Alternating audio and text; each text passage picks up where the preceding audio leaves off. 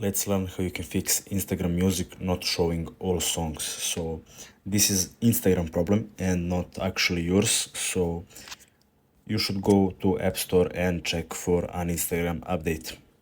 So click on search and on search type Instagram and check if there is an update available. If there isn't, you should go to your profile, click on three horizontal lines in top right corner, then scroll down and you will have to find help option. Now click on it, click on report a problem, click on report problem without shaking, include and continue, and here you need to explain what problem do you have. So you just need to type I can't see music on Instagram Music, or music is not appearing on Instagram Music option, and you can also provide screenshots or uploads from your gallery. So this should be fixed in next Instagram update.